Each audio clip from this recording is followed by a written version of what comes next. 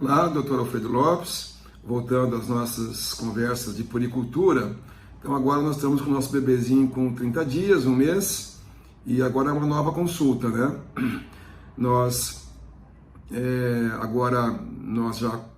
A mãe já tem o nosso contato. Uma das coisas que a gente precisa ter na pediatria é a disponibilidade, né? É muito difícil você ser um pediatra que você não seja encontrado quando a mãe precisa de você pelos meios digitais, né? Principalmente hoje em dia o mais comum seria o WhatsApp, né? Então, qualquer coisa a mãe já nos comunicou, qualquer dúvida, qualquer angústia, a gente já está em contato com ela pelo WhatsApp e marcamos então a consulta de 30 dias, né? Que é a consulta mensal. Agora começamos a fazer aquelas consultas mensais. Como eu já disse na anterior, uma das ideias que eu dou para os colegas seria ter um roteiro da consulta, né? Então eu sigo esse roteiro da Academia Americana de Pediatria, né? Que é começar pela supervisão do desenvolvimento. Então, se pergunta, a criança olha para os pais, segue com os olhos, tem comportamento de autoconforto, como levar a mão à boca, torna-se agitado quando incomodado, acalma-se quando é pego no colo, quando conversa, olha brevemente objetos, na linguagem verbal faz breves sons vogais, e assim você vai checando todo o desenvolvimento. Na parte motora grossa, então ele move ambos os braços e ambas as pernas juntos, segura o queixo alto de barriga para baixo, né? No motor fino, abre os dedos ligeiramente quando em descanso, não fica só com aquele mãozinha fechada. A interação pais, bebês, os pais respondem ao bebê e vice-versa, a mãe está engajada com o bebê enquanto o amamenta, os pais atendem e suportam o bebê. Como os pais respondem aos sinais do bebê? Algum comportamento ou expressão dos pais indicam estresse? Aí no exame físico completo, a gente vai pesar, vai ver o comprimento da criança, o perímetro craniano, evidentemente, a relação do peso e estatura, né? E observar uma série de coisas que está no roteiro, como lesões de pele, marcas de nascimento, contusões, deformidades cranianas. Muito importante o pediatra já começar a observar deformidades cranianas, tá? Porque é muito frequente o bebê ficar numa posição só, né? Às vezes porque tem um torcicolo congênito, que é uma contratura desse músculo esternocleidomastoideu, e ele fica numa posição só e dorme sempre desse lado. E aí vai achatando a cabeça, dando aquela plagiocefalia. Então a gente já começa a observar deformidades cranianas, né, logo precocemente, para orientar a família a mudanças, né, posturais. Todo mundo sabe que a postura mais segura para o sono é a posição de barriga para cima, vamos chamar assim, né? Que o bebezinho fica dormindo para evitar a morte súbita, né? Mas nada impede que a mãe possa alternar a postura de dormir com um rolinho durante o dia, quando ela está observando o bebê ali na sala e ela está alerta e olhando o bebê. Mas à noite, evidentemente, sempre a posição supina é a mais recomendada no mundo inteiro para a questão da morte súbita. Então a gente já começa a ficar muito atento a isso, as fontanelas, como é que elas estão, se é um fechamento precoce, enfim, olhos, pálpebras, opacidade pupilar. A gente repete o reflexo do olho vermelho, que é aquele reflexo para ver se não tem leucocoria. A gente faz mais uma vez isso, além da maternidade já ter feito, a gente faz mais uma ou duas vezes, né? Já fiz na consulta anterior, faço nessa de novo.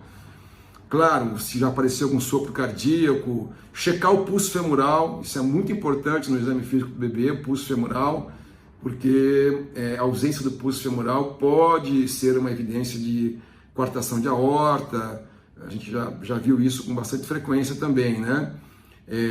Checar se tem alguma massa abdominal, então a boa palpação do abdômen, a condição do umbigo, como é que está, a presença de hérnias, de umbilicais, né? Algumas simetrias neurológicas, a qualidade dos movimentos da criança, como é que está o tônus, a postura e o neurodesenvolvimento, né? No menino, a posição testicular, né? Então já vê se os testículos estão presentes na bolsa.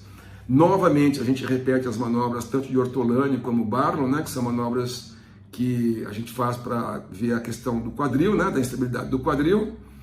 E aí vamos conversando sobre determinantes social de saúde, condição de moradia, segurança da comida da casa, exposição a tabaco, exposição a gás, bolor, pesticida, violência doméstica, alcoolismo materno, abuso de substâncias. Tudo isso faz parte da consultoria de puericultura, você checar, né? A mãe, então, já fez o seu check-up pós-parto, como é que está a depressão, se tem, se não tem, se está tudo bem, as relações familiares. Abordamos também a questão do irmão, né? Se tem uma outra criança em casa, é muito importante que o pediatra também não esqueça da saúde mental do irmãozinho que está lá cheio dos seus ciúmes e as questões todas emocionais que envolvem o nascimento de um irmãozinho, né? Então, conversar como é que ela está lidando com essa questão da outra criança, se a outra criança está manifestando alguns sinais de ansiedade, que sempre tem um pouco, dentro da normalidade, ok? Mas se é muito exagerado, a gente precisa tomar muito cuidado com o irmão mais velho, né?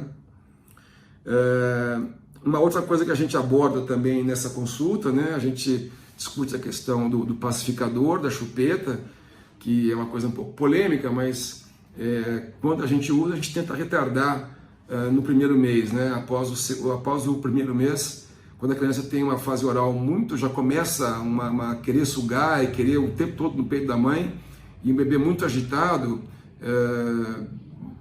não vejo nenhum problema no uso da chupeta, né?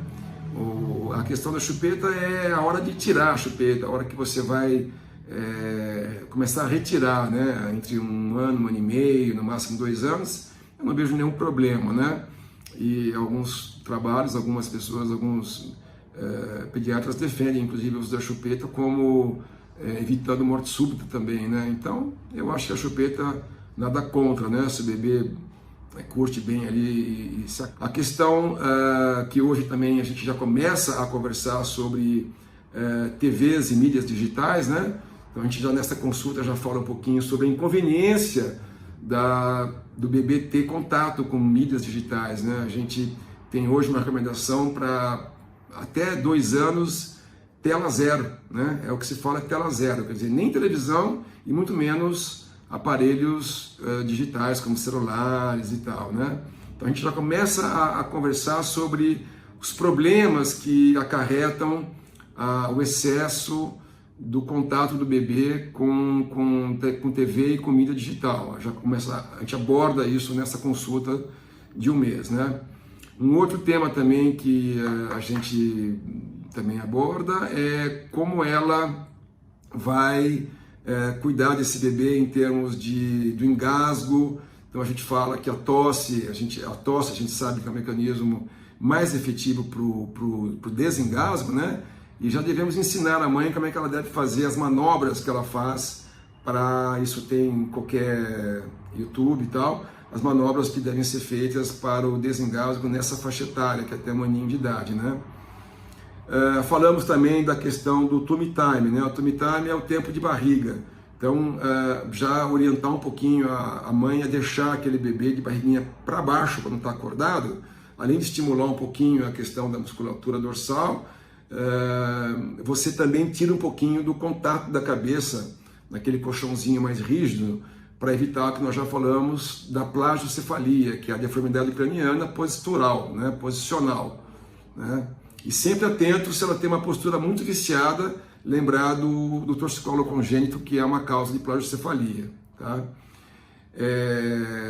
A Academia Americana de Pediatria orienta a tomada da temperatura até 3 meses com o termômetro digital, né? Não de vidro, evidentemente, o termômetro digital.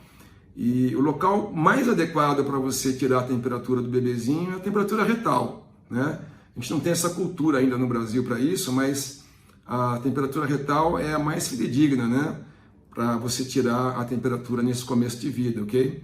E aí a gente discute se ela sabe usar, qual termômetro ela tem em casa e tudo mais, né? Lógico, a questão da nutrição, das mamadas, como é que tá o seio, como é que está o leite materno, se está tudo bem. A gente orienta que a mãe continue com a vitamina que ela vem tomando no pré-natal até os 3 meses, né? Geralmente uma vitamina que tenha ferro, né? E nós já introduzimos, na primeira semana, na consulta da primeira semana, nós já introduzimos o que é uma recomendação das sociedades internacionais, a vitamina D, né? Então a gente começa com vitamina D, já logo na primeira semana, nos primeiros 15 dias, né? Que numa dosagem de 400 unidades ao dia, que a gente